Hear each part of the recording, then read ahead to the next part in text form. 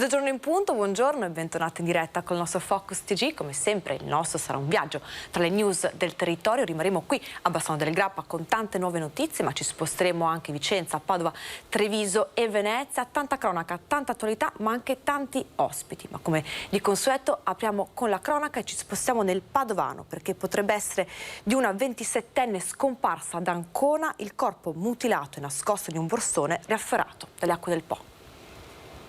Ci potrebbero essere delle novità importanti sul cadavere senza testa ritrovato in un borsone da calcio riaffiorato dalle acque del Po ad Occhiobello nel Rodigino lo scorso 4 aprile. L'esame autoptico ha stabilito che si tratta di una donna di carnagione bianca, meno di 30 anni, morta da poco, addosso un vestito viola con le paillette. La pista potrebbe portare ad Ancona, potrebbe infatti trattarsi di una giovane 27enne, Andrea Alice Rabciuk, scomparsa l'11 marzo dopo aver trascorso la serata in una festa in un casolare vicino alla città marchigiana. Secondo gli accertamenti autoptici, il corpo sarebbe stato in acqua da meno di un mese. Gli inquirenti però mantengono il più stretto riservo. Si cerca infatti tra le giovani donne scomparse, mentre sembra sempre più lontana l'ipotesi che possa trattarsi di una delle due donne padovane scomparse. Samira El Attara, la mamma 43enne di Stanghella, scomparsa nell'ottobre del 2019, o Isobella 90, il cui corpo non è mai stato ritrovato dopo l'omicidio avvenuto nel gennaio del 2016. E rimaniamo a Padova perché in stazione un ladro tenta di derubare una suora. Pensava di agire indisturbato e di farla franca, non sapeva invece che i poliziotti della squadra mobile lo stavano tenendo d'occhio. Un 30enne tunisino è stato arrestato in zona stazione a Padova. L'uomo aveva appena borseggiato una suora che insieme ad una conoscente stava passeggiando vicino alla Chiesa della Pace. La religiosa era ferma al semaforo in attesa di attraversare la strada. Lo straniero le si è avvicinato e le ha sfilato dalla tasca un cellulare, ma è stato notato dai poliziotti impegnati in un servizio di controllo della zona stazione, sorvegliata speciale dopo gli ultimi episodi di violenza. Gli agenti, dopo un breve inseguimento, hanno bloccato il 30enne tunisino pluripregiudicato per reati di spaccio e lo hanno arrestato. Il cellulare rubato è stato recuperato e restituito alla suora. Il tunisino è stato processato per direttissima e condannato a 6 mesi di reclusione. Una preghiera, un momento di raccoglimento e poi la sepoltura al cimitero maggiore di Padova. Il piccolo Anas Zidan, il bimbo marocchino di 3 mesi travolto, ucciso da un'auto lo scorso 28 marzo mentre era nella carrozzina spinta dalla mamma in via del Plebiscito. I genitori, che in un primo momento volevano celebrare i funerali in Marocco, hanno deciso di tenere il piccolo a Padova vicino alla famiglia, scegliendo la sepoltura al cimitero maggiore. Si sono svolti i funerali ieri nel pomeriggio. La mamma di 37 anni, morta anche lei lo scorso 28 marzo in un tremendo incidente lungo la tangenziale di Padova. L'ultimo saluto è avvenuto nella chiesa di Bresseo. E ora ci spostiamo nel Bellunese perché c'è stata una tragedia nei boschi della Gordino. Un operaio di 58 anni è morto durante i lavori di disboscamento. Travolto e ucciso dal gancio del verricello che stava utilizzando per caricare legname. Tragedia poco dopo mezzogiorno nei boschi della Gordino, in comune di Gosaldo. A perdere la vita Paolo Marcon, 58 anni, ex dipendente comunale del luogo e che ora lavorava per una ditta del Primiero impegnata nell'attività di disboscamenti. L'uomo è morto praticamente sul colpo, sbalzato per diverse decine di metri dopo essere stato colpito dal gancio che muoveva il verricello su cui aveva appena caricato un tronco d'albero. L'infortunio mortale è accaduto nelle vicinanze della località Cordemole Valzocca. L'allarme ha fatto arrivare i vigili del fuoco di Agordo che hanno messo in sicurezza il luogo dell'incidente, mentre per il recupero del corpo è intervenuto l'elicottero del reparto volo dei vigili del fuoco di Venezia, che successivamente è atterrato al campo sportivo di Gosaldo, dove la salma è stata messa a disposizione dell'autorità giudiziaria per gli accertamenti del caso. I rilievi di legge sono stati eseguiti dai carabinieri e dal personale dello Spisal. E rimaniamo nel Bellunese perché un maschio giovane di Lupo è stato investito la sera fra il 5 e il 6 aprile all'altezza di Val di Zoldo. L'automobilista ha riferito agli agenti della polizia provinciale che l'animale è sbucato improvvisamente da dietro un paramassi ed l'impatto è stato inevitabile. La carcassa dell'animale è stata rimossa e gli agenti esperti di fauna selvatica hanno confermato che l'esemplare maschio, probabilmente nato nel 2021, pesava quasi 42 kg. E ora ci spostiamo nel veneziano. Non avevano diritto al reddito di cittadinanza oltre 100 denunciati tra Chioggia e Jesolo. Non avevano diritto al reddito di cittadinanza oltre 100 i denunciati tra Chioggia e Jesolo. Imprenditori, ristoratori e stranieri sono i furbetti che pensavano di farla franca. I finanzieri della compagnia di Chioggia, spulciando fra le carte di oltre 4.000 soggetti che il reddito lo percepiscono, hanno individuato 86 soggetti che avrebbero ottenuto illecitamente somme non dovute per un ammontare totale di 928.000 euro. In particolare, 24 soggetti avrebbero omesso di comunicare all'INPS informazioni relative alla propria posizione lavorativa e reddituale, dichiarando di non avere alcuna occupazione lavorativa pur essendo titolari di partite IVA. Singolare è il caso di una persona che non avrebbe comunicato di essere rappresentante di ben 4 società dislocate sul territorio nazionale o di un ristoratore dichiaratosi non abbiente pur avendo incassato oltre 60.000 euro di ricavi in un solo anno. Per altre 62 persone è stato rilevato che non risiedevano in Italia da almeno 10 anni, requisito essenziale per godere del reddito. Come nel caso di una cittadina rumena che percepiva indebitamente il sussidio pur risiedendo stabilmente in Romania dal 2019. 23 soggetti invece sono stati individuati nei primi mesi dell'anno dalle fiamme gialle della tenenza di Jesolo, anche in questo caso per la maggior parte stranieri che avrebbero dichiarato di risiedere in Italia da almeno 10 anni oppure omesso di indicare possidenze immobiliari regolarmente detenute. Le fiamme gialle hanno individuato anche un soggetto in stato di detenzione carceraria che continuava a godere della particolare misura di sostegno. Ora l'INPS, tempestivamente avvisata, procederà alla revoca dei contributi e il recupero di quelli già erogati dal 2019. Tutti i soggetti individuati sono stati segnalati alla Procura della Repubblica di Venezia. E si è spento a Treviso Giovanni Busnello, padre di Francesco, il primo donatore di cuore in Italia. Addio a Giovanni Busnello. Si è spento questa mattina ad 87 anni lo storico sindacalista della CISL, ma soprattutto un padre che con la sua decisione 37 anni fa cambiò la storia della cardiochirurgia in Italia e l'approccio degli italiani nei confronti della cultura della donazione degli organi. Era infatti di suo figlio Francesco, morto a solo 18 anni in seguito ad un incidente stradale, il primo cuore trapiantato in Italia. Proprio in seguito a quella scelta, allora per niente scontata, è cambiata completamente la sensibilità della popolazione italiana sulla donazione degli organi. Così ricorda quel momento la figlia Leonora. È stata una scelta difficile, io me la ricordo anche se avevo 10 anni, ero piccola, però mi ricordo quando il papà è tornato a casa dicendo che non c'era niente da fare, che c'era questa possibilità di fare qualcosa per gli altri come lui ha sempre comunque fatto. Era una persona di grandi valori e anche cercava sempre di essere coerente dall'inizio alla fine, sempre con una grande serenità e con una grande saggezza. Più volte nel corso degli anni Giovanni Busnello, assieme alla moglie Marina, si è interrogato su quella scelta dolorosa e difficile. Così ci disse 7 anni fa, nel 30° anniversario di quella notte, il 14 novembre 1985, quando le immagini dei medici che correvano con il cuore di Francesco in un frigo da picnic cambiarono la storia della medicina. Ce lo siamo chiesti con mia moglie e ci siamo detti che rifaremmo tranquillamente la stessa scelta.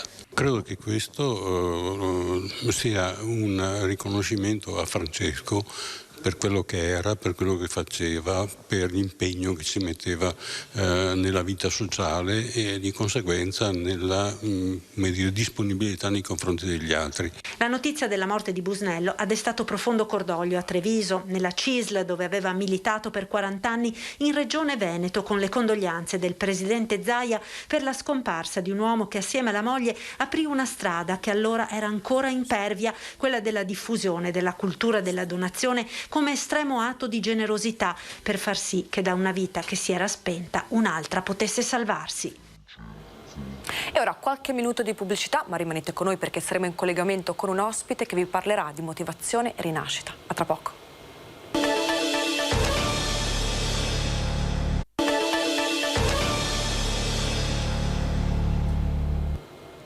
Bentornati tornati in diretta col nostro Focus TG, ve l'avevo promesso che saremmo stati in compagnia di un ospite, siamo collegati con Mattia Catapan, presidente dell'associazione Crossabili. Buongiorno Mattia. Buongiorno Sharon, è un onore essere qua con voi insieme a te in questo programma, grazie di cuore per l'opportunità. Grazie a te Mattia. Mattia, io volevo raccontare la tua storia al pubblico. Il 3 marzo del 2013 un drammatico incidente ti ha cambiato la vita. Sì, proprio così Sharon, io ho sempre avuto la passione dei motori fin da piccolo, gareggiavo a campionati del nord Italia e il 3 marzo 2013 durante una gara d'enduro ho sbagliato a fare un passaggio, un fosso, ho fatto una capriola in torsione, in compressione e mi sono rotto la quarta e quinta vertebra dorsale diventando paraplegico. La mia vita è cambiata in un secondo, non è stato facile rinascere, ripartire, però grazie allo sport sono riuscito a riconquistarmi la vita e essere felice, a sorridere e soprattutto essere d'aiuto per gli altri. Dopo 3 anni Mattia sei tornato a correre, giusto, dall'incidente? Sì, proprio così. Il mio sogno dopo l'incidente era ritornare a correre, avevo la possibilità di tornare in moto, però mi faceva sentire disabile perché avevo solo bisogno degli altri. Invece grazie a un kart cross che mi sono innamorato, grazie a un'azienda che mi ha permesso di inseguire il mio sogno, sono diventato il primo pilota in Italia e in Europa che corre con i kart cross contro i normodotati e nel 2020 sono riuscito a diventare anche campione italiano. Sei anche mezzo ingegnere, no? Perché so che ti costruisci tu le tue moto. Sì, diciamo, non ho un titolo di studio per farlo, ma grazie alla praticità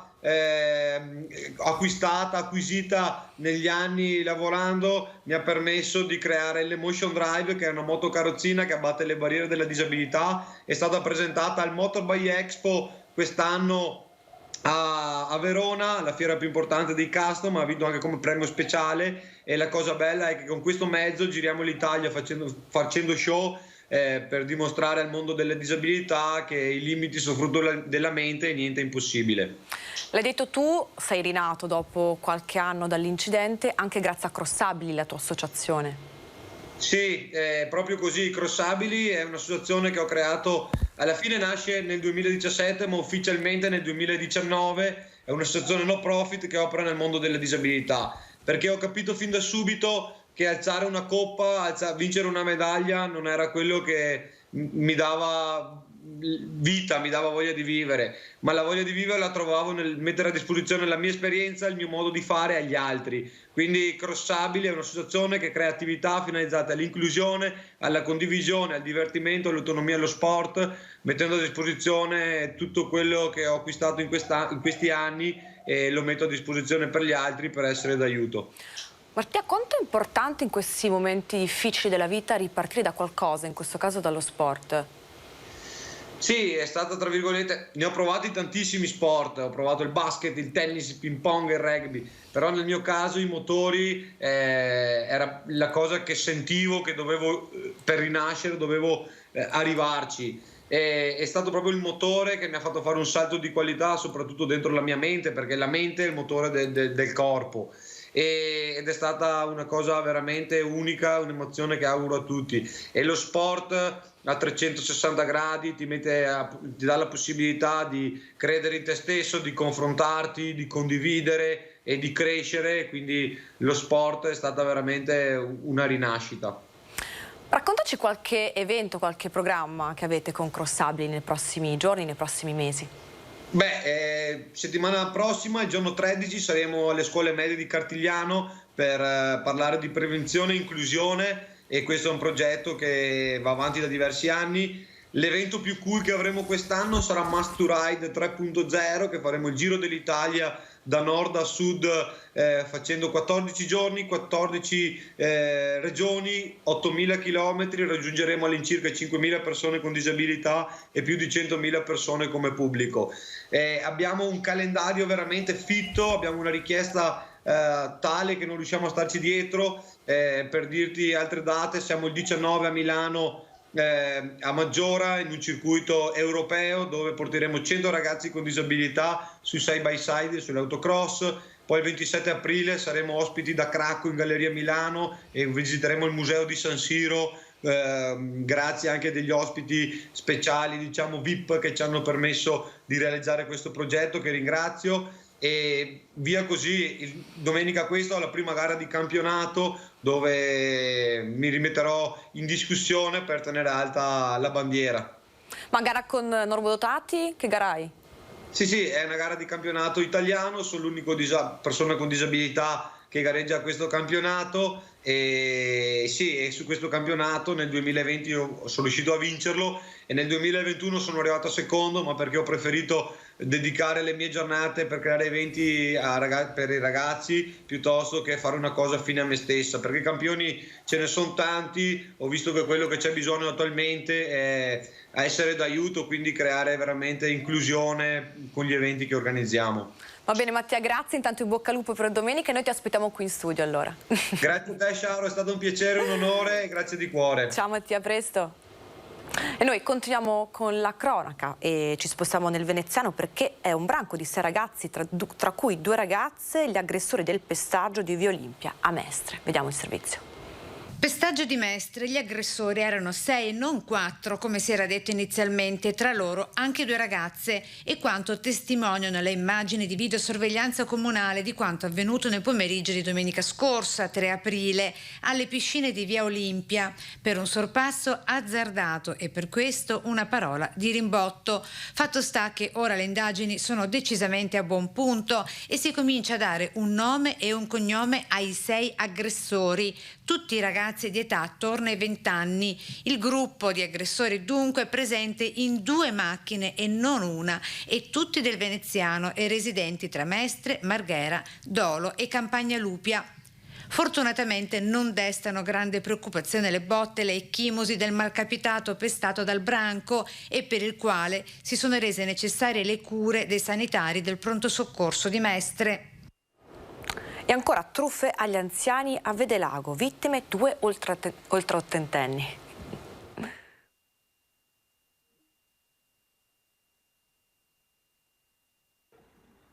Dobbiamo verificare la presenza di sostanze tossiche nelle condutture. La scusa dei truffatori, finti tecnici dei servizi idrici, è bastata per mettere in allarme le vittime e convincerle a far entrare i malviventi. Nel mirino, un uomo e una donna ultraottantenni vicini di casa a Vedelago. A ingannarli 3 uomini che una volta all'interno delle abitazioni hanno rubato 200 euro e alcuni molini in oro. Solo successivamente, come accade spesso in questi casi, gli anziani si sono accorti degli ammanchi e hanno chiamato i carabinieri. La raccomandazione dei militari è sempre una: diffidare delle apparenze, non facendo entrare in casa gli sconosciuti. Attenzione ai falsi avvocati, operatori comunali o di aziende di servizi, falsi assistenti sociali o appartenenti alle forze dell'ordine. Nei casi dubbi chiamare il 112 o rivolgersi alla stazione dei carabinieri più vicina.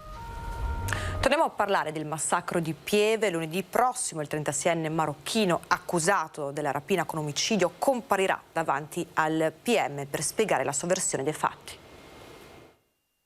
Alla ricerca di tracce e indizi utili per chiarire in ogni dettaglio il massacro di Pieve di Soligo. Sopralluogo dei militari del nucleo di polizia scientifica dei carabinieri nelle scorse ore dentro l'abitazione di via Schiratti nell'ex negozio di Adriano Armelin, vittima della brutale rapina. Militari a caccia di impronte e altri elementi utili per le indagini, campioni che saranno poi analizzati dagli inquirenti. Al setaccio il luogo in cui è avvenuta l'aggressione, lungo le scale ma anche al piano superiore, eppure nell'attività da elettrauto che Armelin aveva gestito per oltre 40 anni. Intanto il 36enne Mohamed Boumarouane comparirà lunedì prossimo di fronte al magistrato. Lo straniero, accusato di tentata rapina e omicidio preterintenzionale, è rimasto in silenzio nel corso dell'udienza di convalida del fermo. Questa volta potrebbe invece decidere di parlare e spiegare la sua versione dei fatti, come già espresso in questi giorni dal suo legale. Pirata della strada, 25enne di Martellago, denunciato per essersi costituito il giorno dopo aver causato un incidente ed essere scappato nonostante avesse investito senza prestare soccorso una 32enne di Camponogara, rimasta ferita sebbene fortunatamente non in modo grave. L'incidente ieri verso l'ora di pranzo a Mestre, all'altezza della rotonda della Castellana. Il pirata della strada dovrà rispondere di fuga dal luogo dell'incidente e omissione di soccorso. E cede invece un tratto autostradale tra San Giorgio di Nogaro e Latisana in direzione Venezia. Code lungo l'autostrada A4 dopo la chiusura nella notte del tratto Latisana-Portogruaro in direzione Venezia per consentire urgenti lavori di rifacimento dell'asfalto in seguito a una spaccatura che si è verificata dove si stanno svolgendo i lavori per la terza corsia. Si è trattato di un avvallamento del manto stradale di circa 10 cm che ha interessato poco meno di 20 metri della corsia di marcia, fanno sapere da Autovie Venete. Le ulteriori indagini avviate immediatamente dopo aver riscontrato il problema hanno indotto a intervenire per garantire l'incolumità dell'utenza autostradale, ha dichiarato il direttore dei lavori del primo sublotto del secondo lotto della terza corsia. In questi giorni infatti si sta lavorando alla fase 2 del cantiere, all'ampliamento della carreggiata in direzione Venezia.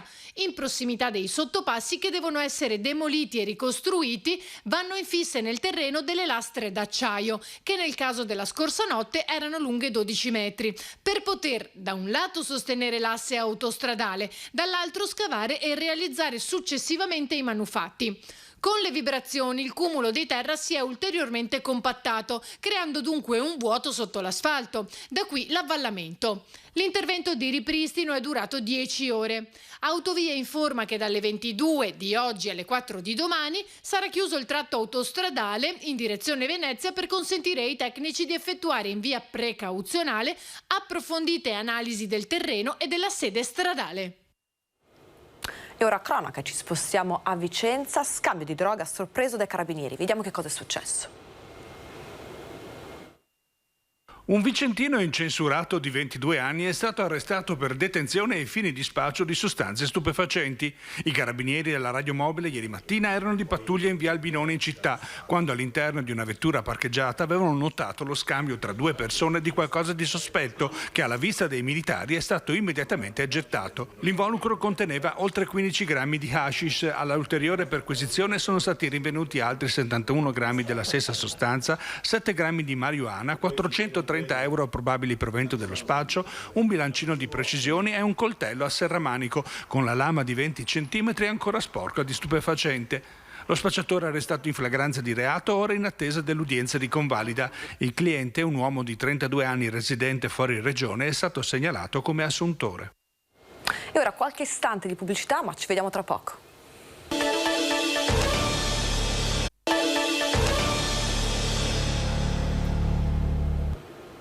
Mezzogiorno e 28, bentornati in diretta col nostro Focus TG. Ora ci spostiamo nel Bassanese e continuiamo con la cronaca perché i finanzieri di Bassano hanno sequestrato un distributore stradale nel comune di Colceresa perché vendeva carburante annacquato.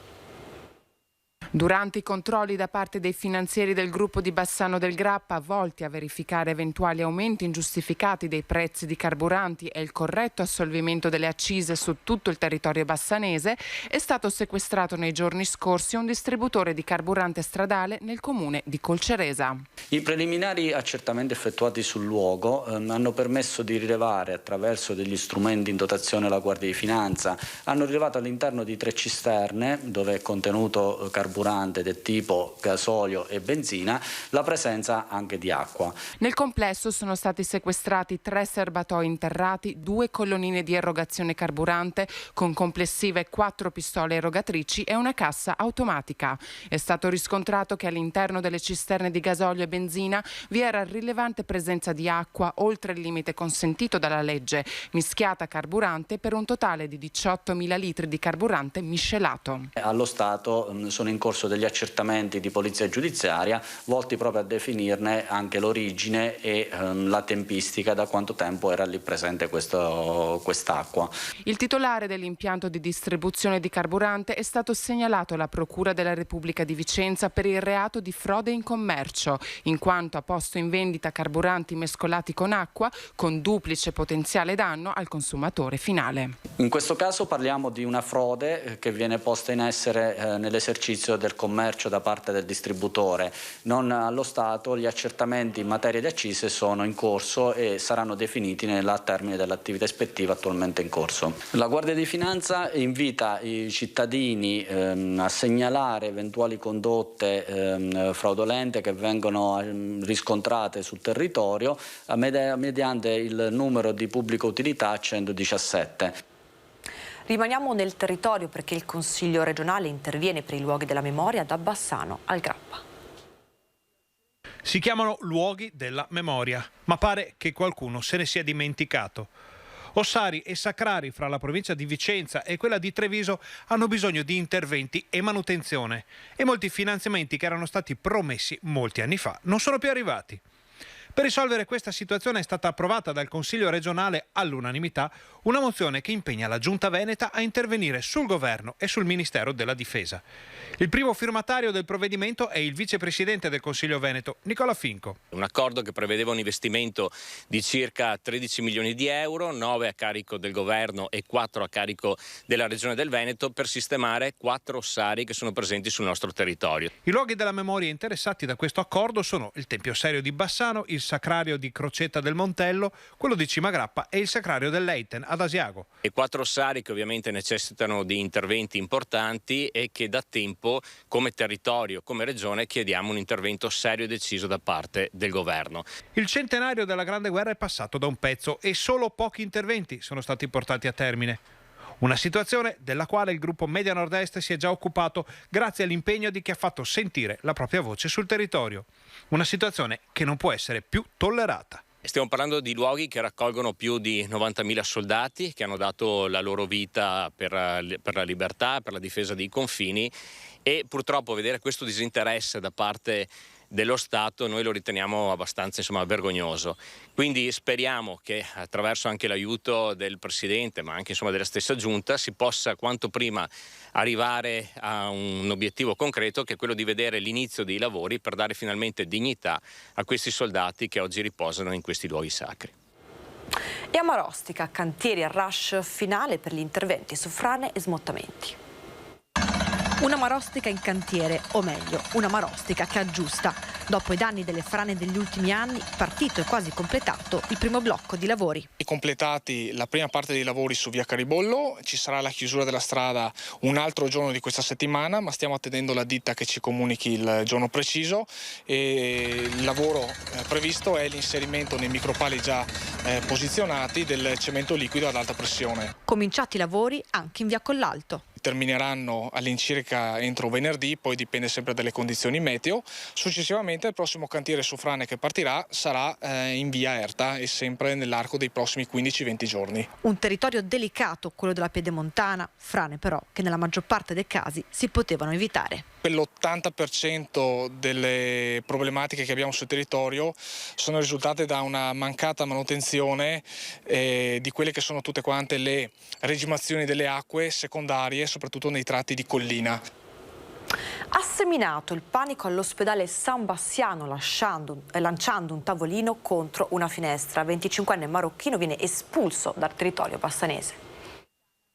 Gli agenti della Questura di Vicenza, in collaborazione con il Commissariato di Pubblica Sicurezza di Bassano del Grappa, hanno proceduto all'espulsione dal territorio nazionale di un cittadino marocchino 25enne che si è reso protagonista di un grave episodio avvenuto lo scorso 15 febbraio all'ospedale San Bassiano. Il giovane, che si trovava ricoverato al reparto di psichiatria per volontà del fratello residente a Bolzano, aveva scagliato violentemente un tavolino di una stanza del reparto contro una finestra, causando danni agli oggetti ma non agli altri pazienti ricoverati e al personale sanitario, i quali, preoccupati, hanno chiesto che il giovane venisse dimesso e portato via dalle forze dell'ordine. Il ragazzo era giunto sul territorio bassanese dalla Spagna per trovare il fratello, il quale ha più volte ribadito che non sia nuovo a fatti violenti accaduti in passato, anche perché il 25enne si rifiutava di seguire le cure mediche previste. Dopo i fatti violenti accaduti presso l'ospedale San Bassiano, il ragazzo veniva accompagnato presso gli uffici del commissariato di polizia per la sua completa identificazione, nonché per gli accertamenti relativi al suo soggiorno in Italia. Accertata l'irregolarità del soggetto sul territorio nazionale, il prefetto di Vicenza ha emesso nei suoi confronti un decreto di espulsione. Attualmente il giovane è stato imbarcato su un volo di linea diretto in Marocco, scortato dagli agenti della Questura di Vicenza con l'ausilio del personale sanitario.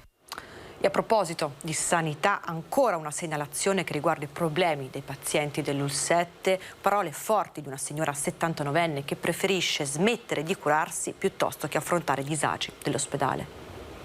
Sto veramente disgustata perché è una vergogna, Si può arrivare a decidere di smettere di curarsi perché la disorganizzazione nell'UL7 e in particolare al San Bassiano sarebbe così estenuante, in base a quello che ci racconta la signora Esther, da spingere tanti pazienti a preferire i dolori della malattia piuttosto che affrontare i disagi dell'ospedale? Una domanda che si aggiunge alle tante altre raccolte in centinaia di segnalazioni, e la signora Esther, 79 anni, con un marito di 84, chiede aiuto direttamente al governatore Zaia. Ma Zaia, ma perché non può fare niente sto governatore da buttare fuori a st'uomo che rovina quella razza di ospedale, che è di tutto, gli era all'avanguardia. Io cura anche a me Maria in orologia e sta benissimo, guarda. E adesso rinuncia anche ad andarmi a curare. La goccia che ha fatto traboccare il vaso della sua pazienza è stata la risposta ricevuta dal CUP nel tentativo di fissare una visita urgente a suo genero. E aveva bisogno di una visita perché la dottoressa gli aveva fatto una cosa per la visita. Gli ho detto: signora, deve richiamare perché non sappiamo quando è possibile. Ma porca miseria, che è un uomo che le gonfio, che ha problemi che non si sa, ma non c'è la possibilità che qualcuno lo veda. Problemi di spostamenti e visite sparse in giro per il Vicentino anche per lei, che in condizioni precarie non può muoversi. Magari anche rispetto per l'età che ho io, almeno come un cane. No, guarda, ne go che se go, perché spero mettermi le mie mani in sto casa. Ma se dovesse andare all'ospedale non mi faccio più per stare in piedi da nessuno. Non è più l'ospedale una volta. Per quanto ancora si dovranno aspettare risposte in merito, i nostri microfoni, lo ricordiamo, sono a disposizione di tutti. Tra poco saremo in collegamento con la nostra collega Chiara Gaiani da Nove, però intanto andiamo avanti con la cronaca e poi ci collegheremo, andiamo a Vicenza perché scatta l'allarme antincendio, invade di schiuma il capannone di una ditta di Malo, feriti 2 operai. Malo. Scatta l'allarme antincendio e invade il capannone di schiuma. È successo stamattina poco prima delle 9 per cause in fase di accertamento in un magazzino a Malo. 2 operai sono rimasti feriti. I pompieri arrivati da Schio hanno prestato il primo soccorso ad uno degli operai travolto dalla schiuma fino all'intervento dei sanitari del SUEM. Ferito ad una mano anche un altro operaio. Le operazioni di soccorso dei vigili del fuoco sono terminate alle 14 dopo le verifiche tecniche per cercare di determinare le cause dell'incidente. Ve l'avevamo promesso, adesso andiamo a Nove dalla nostra Chiara Gaiani, che vedo davanti una pasticceria. Come mai, Chiara?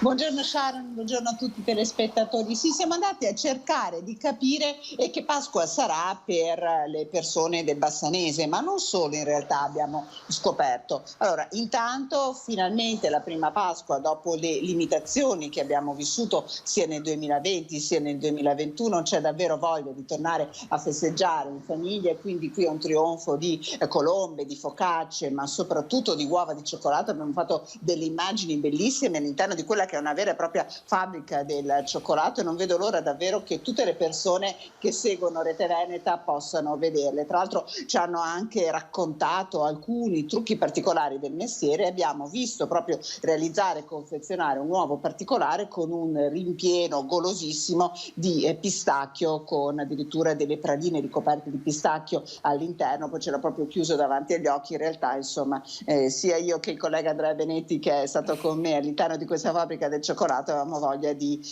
tuffarci dentro a quest'uovo. Una Pasqua, dicevamo, all'insegna del ritorno alla normalità. Infatti ci hanno raccontato i proprietari della pasticceria Marcon di Nove che davvero, insomma, sta andando molto bene anche da un punto di vista degli ordinativi. Una Pasqua che non si limita però solo al Bassanese, per i titolari di questa pasticceria che dalla difficoltà del lockdown hanno tratto del buono, realizzando realizzando anche un sito di vendita online e infatti i prodotti realizzati qui vengono venduti in tutta Italia, anche nel sud Italia con delle spedizioni, e il fatturato in questo momento, ci raccontavano, è fatto in circa 70% la produzione della pasticceria, la vendita al minuto o la consegna, il resto, il 30%, viene fatto proprio con consegne che arrivano in tutta Italia. Quindi diciamo c'è stato un salto, un'evoluzione anche nella tipologia di produzione.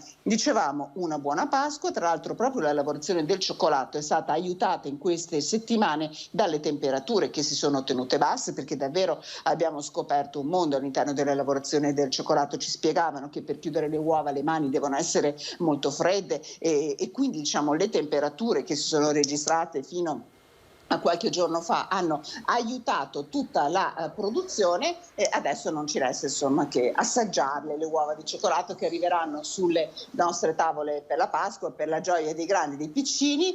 Il fondente, tra l'altro, nota, ha superato nelle preferenze il cioccolato al latte. Vedi, Chiara, intanto portaci qualche dolcetto in redazione perché ci ha fatto venire una fame incredibile. Grazie alla nostra Chiara Gaiani. Grazie. A voi. Grazie. E noi ci rispostiamo a Vicenza perché sul fronte della sicurezza ci sono grandi novità. Tornano i cosiddetti vigili del quartiere.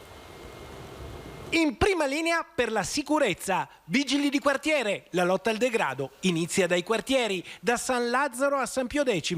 Qui siamo in via Rossini, appena passano gli agenti attirano subito l'attenzione dei residenti della zona che chiedono in cosa consista il nuovo servizio. Lei ci vedrà qua tutti i giorni, se la mattina fa il suo giretto per il caffè, il pomeriggio se si fa la passeggiata. Ecco, a noi ci trova fino alle 6:30, trova, non sempre a me ovviamente, io coi colleghi, ne trova sempre a piedi, qui nei parchi, facciamo il giro. L'idea piace, funziona, i cittadini apprezzano. Bravi, contenta di vedervi. Piacere di vedervi! Le pattuglie della polizia locale, liberate dai controlli imposti dall'emergenza sanitaria ormai finita, sono di nuovo a disposizione dei cittadini. Finalmente, dopo 2 anni di pandemia, il governo ha deciso di cessare lo stato di emergenza, quindi di svincolare le nostre pattuglie della polizia locale che erano dedicate ai controlli Covid e Green Pass, e quindi abbiamo deciso di dislocare una pattuglia la mattina e una al pomeriggio nei quartieri più popolosi. Un servizio di vicinanza al cittadino, ai commercianti. Le pattuglie della polizia locale, liberate dai servizi anti-Covid, vengono spostate nei quartieri dove l'allarme sociale è più alto. Abbiamo localizzato alcuni quartieri, in questo caso San Pio X e San Lazzaro, su indicazione dei cittadini stessi. Da una settimana i vigili stanno girando nei posti più sensibili dove vive la comunità civile, in particolare quindi le scuole, le chiese, i parchi, i supermercati, per sentire le esigenze del cittadino. Noi adesso cominceremo con questo servizio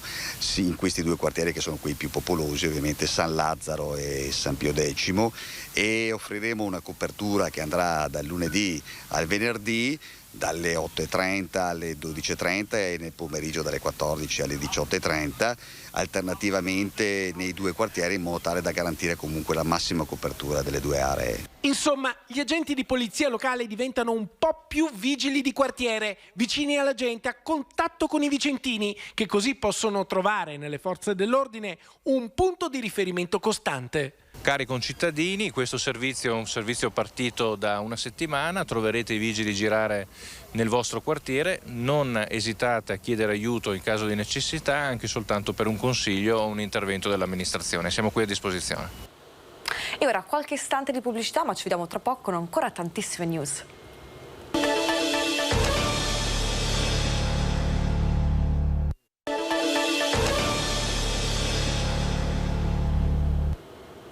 Bentornati in diretta col nostro Focus TG. Vi abbiamo lasciato parlando di sicurezza nel Vicentino e continuiamo con questa pagina. Nuovi controlli antidegrado da parte della Questura. Facciamo il punto.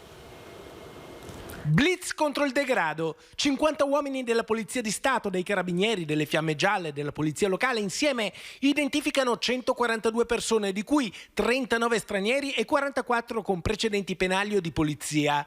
Verifiche anche su 23 veicoli, 4 bar e 2 sale giochi. Nel corso dei controlli viene trovata una donna accovacciata sul selciato del quartiere Piscine che sta piangendo e rifiuta di essere accompagnata al pronto soccorso. La questura, allertata dalla Croce Rossa, invia sul posto gli agenti delle volanti che convincono la donna a essere accompagnata all'ospedale, dove i medici certificano che la giovane, assuntrice di sostanze alcoliche, avrebbe subito percosse in varie parti del corpo. Sul caso è stata avviata la procedura per appurare la dinamica dei fatti e per risalire a eventuali responsabilità. Nel corso della serata in un bar del quartiere San Lazzaro vengono identificati 11 avventori, tutti con precedenti penali. Entra in azione anche l'unità cinofila antidroga della Polizia di Stato che rinviene nei pressi dell'ingresso una confezione di hashish immediatamente sequestrata. Al termine di tutte le operazioni il questore Paolo Sartori firma 12 fogli di via obbligatori da Vicenza, 26 gli avvisi orali, 11 gli ordini di allontanamento dall'Italia nei confronti di 2 marocchini, un albanese, un pakistano, un ghanese, 3 nigeriani, 2 algerini e un bosniaco. Pusher, il monopattino e droga nascosta all'interno di una stufa, 4 denunce. Vediamo che cosa è successo tra Monticello, Conteotto e Sandrigo. Perquisizioni in 2 appartamenti a Monticello, Conteotto e Sandrigo, finalizzate alla ricerca di sostanze stupefacenti, hanno portato a 4 denunce per spaccio. Tutto parte da segnalazioni di cittadini che si erano lamentati di uno strano via vai in Viale Europa, nella frazione di Cavazzale, e nelle piste ciclabili da parte di alcuni soggetti di origine africana a bordo di monopattini elettrici. Dopo le informazioni raccolte e i pedinamenti sono scattate le perquisizioni da parte dei carabinieri di 2 ville a carico di 2 soggetti, un nigeriano domiciliato a Monticello Conteotto e un italiano residente a Sandrigo. Nell'appartamento di Monticello Conteotto, oltre al soggetto indagato per spaccio, sono stati identificati altri 7 uomini e una donna, tutti nigeriani, 5 dei quali non regolari sul territorio, e rinvenuti 50 grammi di eroina, 5 di cocaina e 10 di marijuana, droga che era nascosta in alcuni doppi fondi ricavati nelle stufe. La perquisizione è proseguita nell'abitazione di Sandrigo, dove risiede un soggetto italiano già gravato da precedenti per spaccio, che alla vista dei carabinieri ha cercato di disfarsi di parte dello stupefacente gettandolo dalla finestra. I militari, oltre a recuperarlo, ne hanno trovato altro nascosto in soffitta, sequestrando circa 200 grammi di marijuana e 10 di hashish. E ora rimaniamo nel Vicentino perché siamo in collegamento con un ospite, l'assessore Mattia Ierardi, tra le tante deleghe anche assessore alle infrastrutture. Buongiorno. Non la sentiamo? Provi? Adesso la sentiamo. Assessore, allora io guarderei un servizio insieme e poi lo commenterei, ok? Mandiamo il servizio.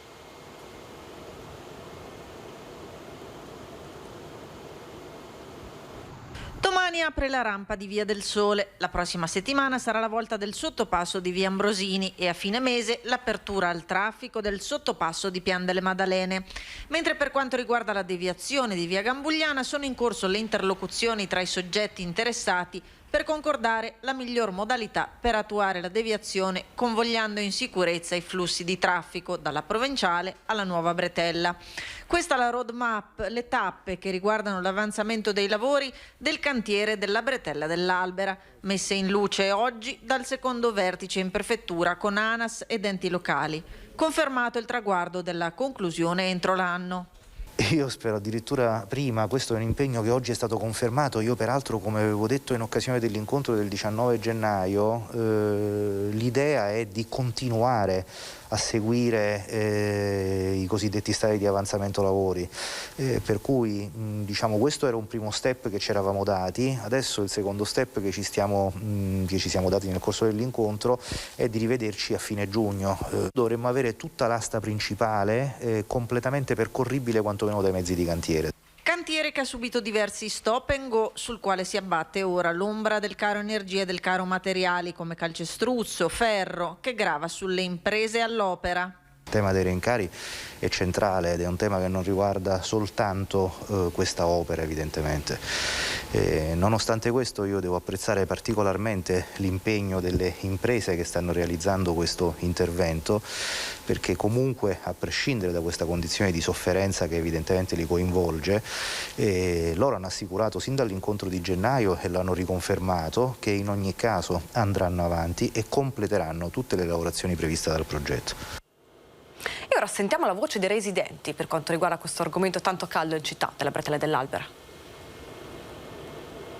Vogliamo la libertà, non vogliamo più i tir di attraversamento dentro i quartieri di Vicenza. Da sempre noi non respiriamo, meglio respiriamo gli scarichi di oltre ai 40.000 veicoli, fra cui ci sono anche i 2.500 tir, come abbiamo già detto, e non è possibile che in un paese civile ci vogliano 4 anni per fare 5 chilometri di strada e siamo ancora al 58%. Anche solo attraversare la strada, perché comunque concedono alle vetture 2 minuti di transito e ai pedoni 20 secondi, 30 secondi al massimo, se riesce neanche ad attraversare la strada. Io capisco che devono smaltire il traffico, ma è proprio quel traffico lì che devono diminuire. Ci aspettiamo che finalmente sia fatto un passo concreto, decisivo nella realizzazione di quest'opera che è attesa da più di 30 anni. Siamo al 58% dell'opera realizzata, quindi manca il 42%. Se si va avanti così, 2% di media al mese, vuol dire 21 mesi, vuol dire 2 anni. Non va bene. Noi vogliamo ormai che questa opera sia terminata per l'estate del 2022. Aspettiamo da 30 anni, chissà che quest'anno è finita. Abbiamo qualche problema con la connessione che però ristabiliremo tra poco, quindi tra poco avremo in diretta, in collegamento, l'assessore Mattia Ierardi di Vicenza, ma intanto andiamo avanti col nostro telegiornale, andiamo a Tre Baseleghe perché dall'8 aprile al 6 maggio torna Incontri con l'autore e tanti gli appuntamenti in programma. Vediamo. Un mese dedicato ai libri, alla lettura e al confronto con gli autori. Questo è il programma della rassegna Incontri con l'autore, organizzato dall'assessorato alla cultura del comune di Tre Baseleghe e dagli amici della biblioteca. 5 serate, 5 libri e 5 diversi autori e tanti gli argomenti di dialogo.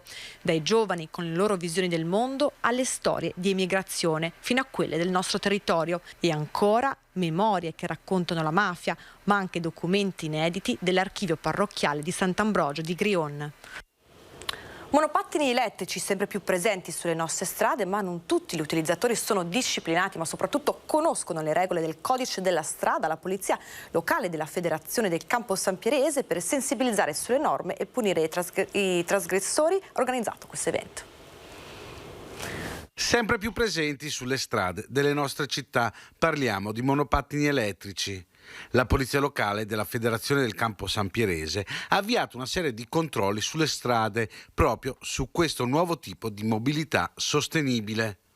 Nonostante la circolazione di monopattini elettrici sia disciplinata da precise regole del codice della strada, sulle nostre strade si registrano molti comportamenti tutt'altro che esemplari nel loro utilizzo, dall'andare in due su un unico mezzo al percorrere le strade contromano, dal guidare sul marciapiede, dal percorrere le aree pedonali e le piste ciclabili a elevata velocità, a guidare senza casco protettivo per i minorenni. Da qui l'esigenza da parte della polizia locale della Federazione del Campo Sampierese di controllare maggiormente gli utilizzatori e di informare sulle varie normative che ne regolano l'utilizzo. Una vera e propria immersione nella sicurezza sui luoghi di lavoro grazie a questo corso antincendio che sfrutta la realtà virtuale. Più di 69.000 infortuni sul lavoro nel solo Veneto nel 2021, con 105 vittime, 19 in più dell'anno precedente. È un tema delicato quello della sicurezza sui luoghi di lavoro, che chiede sempre più una sinergia tra imprese e collaboratori.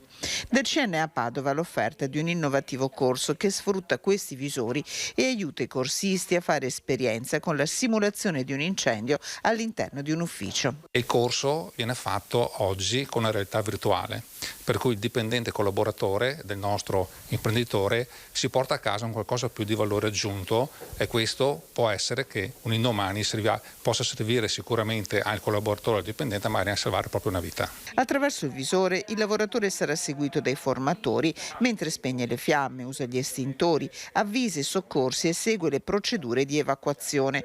Un'esperienza monitorata molto vicina alla realtà.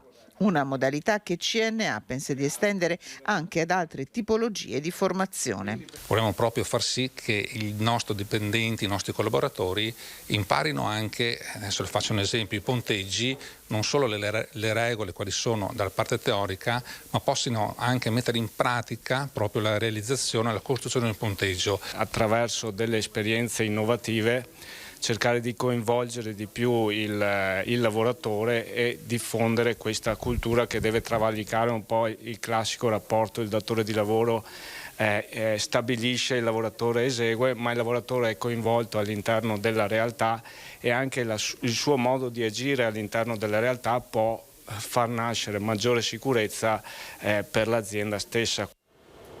E ora qualche minuto di pubblicità, ma ci vediamo tra poco con ancora tantissime news.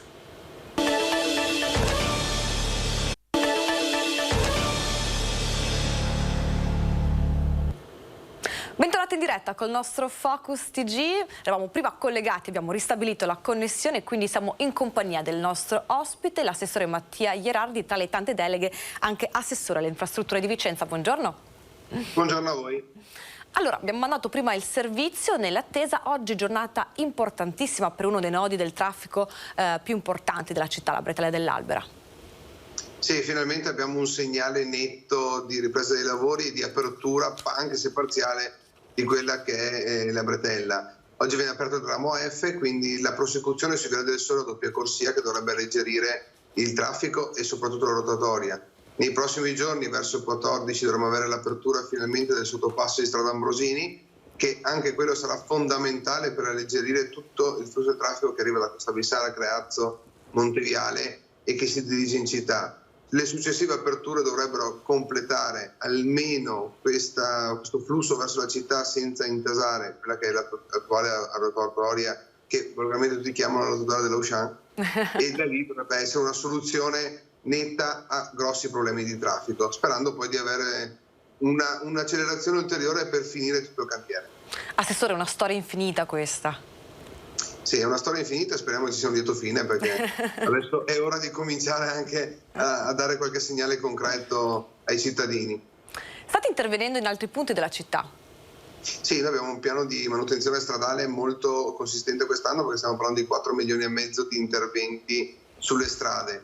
Uno dei più importanti arriverà a maggio, entro la fine di maggio, che è l'asfaltatura di Via della Scienza, che è un nodo cruciale per il traffico pesante in zona industriale. Andremo a rifare completamente la sede stradale e su questo siamo anche un po' più tranquilli di qualche settimana fa, perché la gara non ha subito grossi problemi con gli aumenti che reali ci sono sul costo del bitume e ci ha dato una leggera tranquillità in più per poter andare avanti con tutti quanti gli altri interventi che sono fondamentali per la circolazione, perché abbiamo strade che hanno bisogno di grandi interventi e che per troppi anni sono stati lasciati indietro. L'ultima domanda, poi la lascio libero. Qualche intervento invece per quanto riguarda il verde urbano? Sul verde urbano stiamo lavorando su più fronti.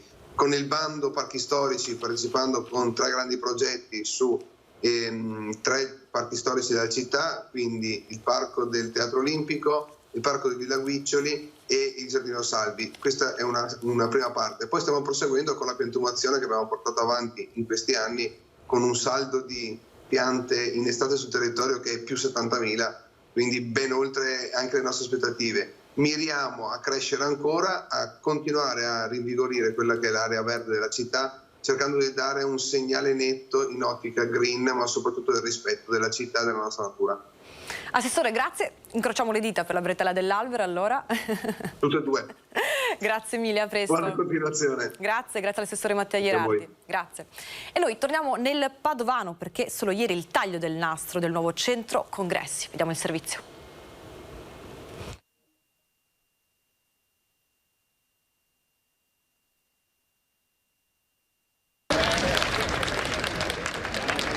Un momento storico che guarda già al futuro. Il taglio del nastro del nuovo centro congressi di Padova è già proiettato agli eventi in programma per tutto il 2022. Ecco il nuovo Padova Congress. Si tratta di una struttura unica nel suo genere in tutto il Triveneto. 12.000 metri quadri in grado di ospitare fino a 3.300 persone, con uno schermo LED wall da 140 metri quadri che lo rende la più avanzata stazione multimediale d'Europa. Direi che oggi abbiamo le carte in regola. Con questo investimento di 27 milioni di euro si dà vita a un'ospitalità di 3.225 posti a sedere, il che vuol dire uno dei più grandi centri congressi esistenti.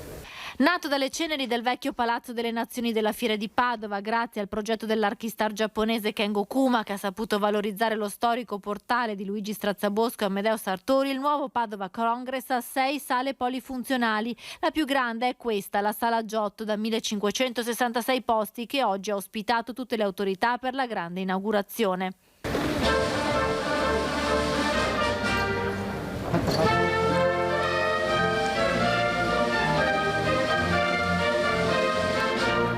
Giornata felice, sono felicissimo, no, felice.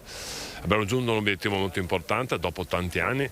Voglio dire che non è solo merito nostro, anche le passate amministrazioni. Non mi piace arrogarmi meriti che non sono corretti. Ringrazio Santo Cono, il Presidente, che oltre a fare il Presidente della Camera di Commercio ha dedicato moltissimo tempo a questo centro congressi. Siamo molto soddisfatti, anche perché abbiamo ricevuto tantissime richieste di fare congressi. Il centro congressi segna il rilancio del turismo congressuale, che porterà professionisti da tutto il mondo. Nel 2022 ci sono già 30 eventi che porteranno oltre 20.000 persone a Padova, che si candida così a diventare la capitale della meeting industry. Avere un centro di congressi come questo significa veramente avere un modo di raccontare la nostra città, perché diventa il fulcro di un progetto molto più ampio che parte da questa fiera, dove il centro congressi sarà il punto di attrazione per la città, ma all'interno di una fiera dove sta nascendo la facoltà di ingegneria dell'Università di Padova, dove il Competence Center verrà inaugurato il prossimo mese di maggio, dove quindi praticamente questa diventa una vera piazza dove avverrà il trasferimento tecnologico di esperienze. Rimaniamo ora a Padova e facciamo un viaggio in uno dei quartieri più chiacchierati della città, il Portello, un resoconto sulla movida della settimana. Siamo al Portello, quindi quartiere universitario, prettamente universitario, dove vivono veramente migliaia di studenti e che insomma è molto cartina di tornasole per il mercoledì sera. Il mercoledì sera è il giorno degli universitari, quindi insomma centro affollato, ma soprattutto anche questo quartiere affollato. E allora, visto che proprio in questi giorni, ieri, è partita la cosiddetta movida dei Navigli, cioè qui vicino una serie di locali che hanno aperto da poco, ma molti altri bar e locali ci sono in questo quartiere, un po' vedere come è andata dal punto di vista anche del decoro urbano, chiamiamolo così. Quindi adesso sono circa le 8:20, in effetti a terra ci sono ancora veramente molti resti della serata di ieri, bottiglie rotte, bicchieri. C'è da dire che i titolari dei bar li stiamo vedendo uscire dai loro locali e cominciare a pulire, a raccogliere, quindi sicuramente c'è la volontà di rimettere ordine. Allora, da un punto di vista così estetico, se uno passa le prime ore della mattina da queste parti, in effetti trova abbastanza sporcizia, direi. Da un punto di vista però come si può dire, degli schiamazzi eccetera, a quanto pare ieri invece è andata molto bene. La musica si è spenta a mezzanotte, quindi non c'è stato problema per i residenti, da quello che pare, per diciamo ore piccole con rumori e altro, e quindi insomma da quel punto di vista non è andata male. Sono di Vicenza. E sa che qui c'è la movida la sera, il mercoledì. Mi è stato detto, ecco, ma ha qualche riscontro proprio adesso che sta andando magari. I residenti 4 ore mi hanno detto che è molto rumorosa. Non so in questi giorni, ma le estati scorse sì. Com'è andata la movida ieri sera? Beh, tranquilla rispetto al solito, però comunque si sono sentiti un po' di persone, insomma. Cioè si sono sentiti, però sono ripartiti un po' più con calma. Sì, sì. Verso che ora hanno smesso di fare rumore? Non lo so. Perché poi lei si è addormentata. Esatto. Perché dicono che a mezzanotte hanno comunque spento la musica. Può essere. Quindi cosa si aspetta, cosa spera lei? Beh, diciamo che non hanno dato fastidio, tra virgolette, ieri. Insomma, l'avvio del mercoledì universitario al Portello non ha portato gravi disagi, a parte i rifiuti. Di certo i residenti però non abbassano la guardia e vogliono essere sicuri che la relativa tranquillità della prima serata non sia un caso. E a proposito di universitari, l'Università di Padova è stata inserita da una delle agenzie più importanti di ranking di atenei mondiali tra le eccellenze internazionali. L'Università di Padova si conferma tra i primi 100 atenei al mondo in 8 ambiti disciplinari, secondo le elaborazioni di QS, una delle agenzie più accreditate a livello internazionale nell'ambito del ranking accademico. Si conferma inoltre tra i 250 migliori atenei per 5 macro aree di studio. Gli 8 ambiti disciplinari in cui eccelle il BO sono archeologia, storia classica e antica, agricoltura e foreste, anatomia e fisiologia, farmacia e farmacologia, scienze veterinarie, fisica e astronomia, Galileo ne sarebbe orgoglioso, e statistica. A livello nazionale, l'Ateneo Padovano si conferma il migliore per studiare anatomia e fisiologia, scienze della terra e del mare e statistica e ricerca operativa. La crisi russo-ucraina e prima il Covid hanno fatto registrare perdite di circa 20.000 addetti del settore turistico a livello regionale. Così racconta la CGA di Mestre il piano della regione per Milano Cortina 2026. Sentiamo. Con il Covid prima e ora con la crisi russo-ucraina, il turismo veneto tira le somme e registra un bilancio in passivo per alcune decine di migliaia di imprese. Una perdita di circa 20.000 addetti, non sono pochi, però attenzione perché il Veneto tutto sommato ha tenuto, cioè è sceso così come la media nazionale. In Veneto e a Venezia in particolare il turismo è costituito infatti per 2/3 da presenze internazionali e non ultime proprio quelle russe. Il turismo veneto che è 10% del PIL veneto, Cuba circa 71 milioni di posti letto e 20 milioni di presenze a regime. Il lato positivo è che è aumentato il turismo nazionale, già proiettato verso Milano Cortina 2026. In prospettiva questo è molto importante. 1 perché il turismo internazionale sta ripartendo, 2 perché comunque il turismo veneto è molto variegato, quindi sa comunque spostarsi verso ad esempio la montagna, dove ovviamente l'evento olimpico del 2026 getterà una domanda enorme da questo punto di vista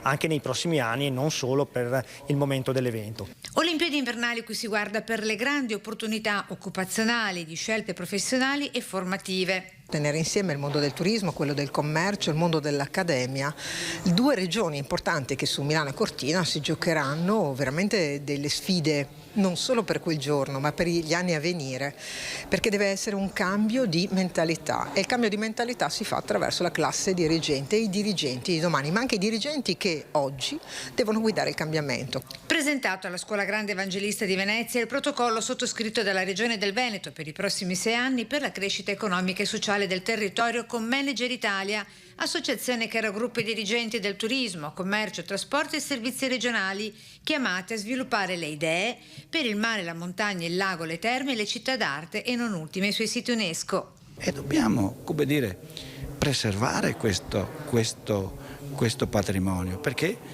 sia l'Emilia Romagna sia la Lombardia ci stanno superando.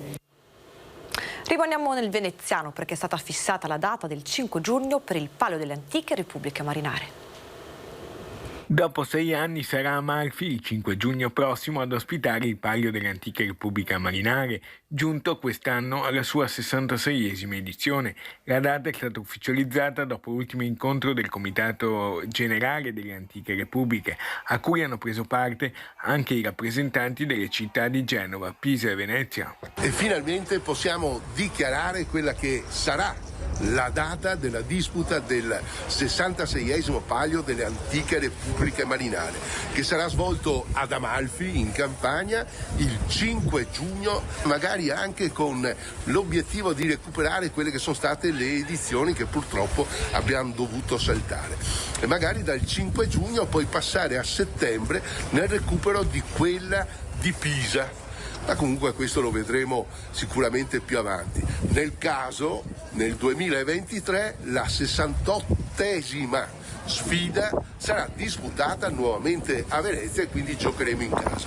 Ma intanto ci concentriamo con Amalfi, che è sicuramente un campo di gara molto ma molto insidioso. La sfida si terrà lungo un percorso di 2000 metri lungo il tratto di mare che va da Capo di Vettica fino alla Marina Grande, puntando sempre all'obiettivo primario, cioè la vittoria. Il nostro equipaggio da tempo ormai ha già incominciato ad allenarsi e come sempre forza Venezia e forza Leoni. E ora apriamo la pagina dell'emergenza umanitaria. Profughi dell'Ucraina, dall'ospedale di Padova sono 2 i medici appena partiti. Torna in terra che lei conosce, le farà un certo effetto. Quando ho visto le prime bombe cadute vicino a casa di mia nonna a Žitomir, o il centro dove giocavo a Kiev, mi ha fatto un certo che io fino a quel momento l'ho vissuto come una guerra di persone di qualche altra parte che non c'entrava niente. Carmi Schaffer ha il papà ucraino e la mamma russa e infatti parla entrambe le lingue. A Padova è specializzato in anestesia. Antonio Marzollo invece parla il polacco, è pediatra e lavora nel reparto di oncoematologia fiore all'occhiello dell'ospedale. Sono i primi medici veneti a partire nell'ambito del programma CROSS, Centrale Remoto Operazioni Soccorso Sanitario della Protezione Civile Nazionale. Andremo a valutare i pazienti che potrebbero aver bisogno di trasferimento per cure specialistiche presso il nostro ospedale e siamo un team di 2 medici che hanno specialità complementari rispetto alle necessità cliniche dei pazienti e ci permetterà di aiutare questi bambini ad avere le cure di cui necessitano presso un ospedale di terzo livello come il nostro. Andranno a dare il cambio i colleghi partiti dalla Toscana, si augurano di essere i primi veneti o forse, confessa il dottor Schaffer, gli ultimi. Se così fosse, a vincere sarebbe la pace e il conflitto potrebbe essere finito. Lo abbiamo visto, il conflitto in Ucraina sta pesando anche sulle bollette dei cittadini e delle amministrazioni comunali locali che si trovano a dover fronteggiare con rincari quotidiani. Proprio in questi momenti di crisi, ci dice il presidente della provincia di Padova, Fabio Bui, bisogna progettare il futuro.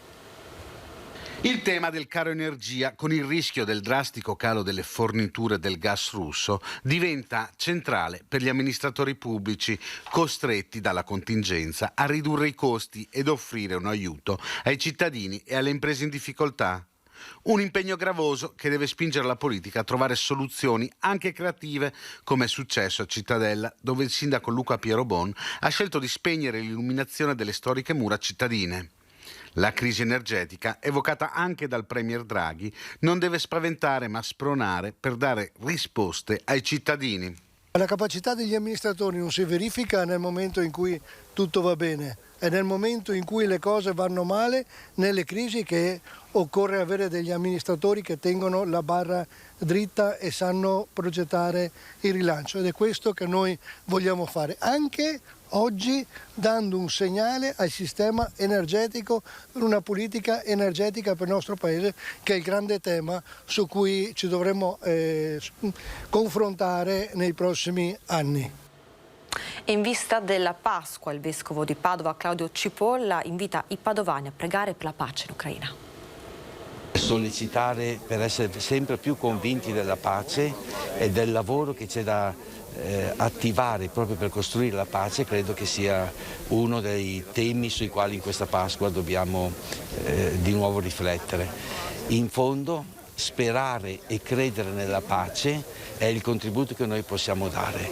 Cose concrete noi forse non siamo in grado di farne, se non piccole testimonianze di solidarietà e di vicinanza, ma coltivare uno spirito per la pace credo che sia un compito per il quale noi ci dobbiamo attivare senz'altro. Ci saranno altri momenti di preghiera collettiva previsti dalla diocesi per i profughi dell'Ucraina, per la guerra in Ucraina? Noi abbiamo sollecitato tutte le parrocchie a fare dei momenti, degli appuntamenti che noi avremo in questo tempo, che saranno molto intensi, grandi occasioni di preghiera per la pace.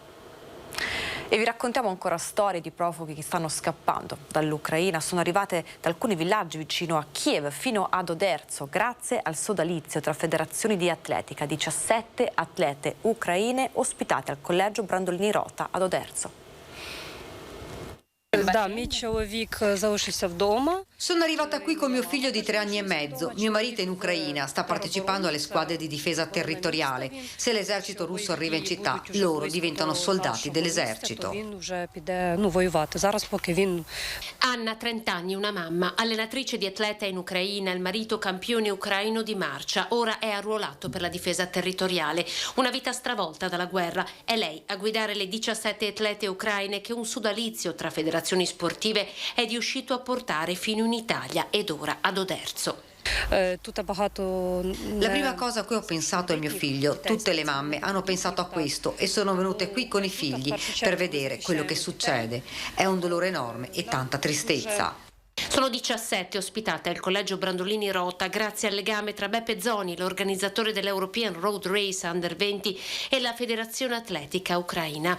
Un lungo viaggio, prima fino alla frontiera con la Romania, poi fino a Iași con il pullman inviato proprio da Oderzo. Tra loro incontriamo anche Caterina, 20 anni. Io sono di Kiev, non volevo venire, ma l'allenatore mi ha detto che c'era questa possibilità. Non volevo, ma i miei genitori hanno insistito perché andassi per salvarmi. E Ivana, il marito, è al fronte. Cosa provi, le chiediamo? Tutta la mia famiglia è lì. Essere qui, anche nel posto più sicuro, non fa star bene. Il cuore e il pensiero sono là.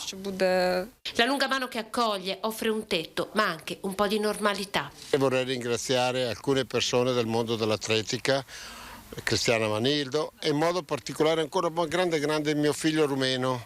Lo dico mio figlio rumeno perché l'ho istruito, è diventato, e da là lui mi ha fatto tutti gli incartamenti, biglietti aerei, trasporto. Adesso sono qua, il giorno 14 arriveranno altre 2 ragazze e un altro allenatore, sempre ospite al Brandolini.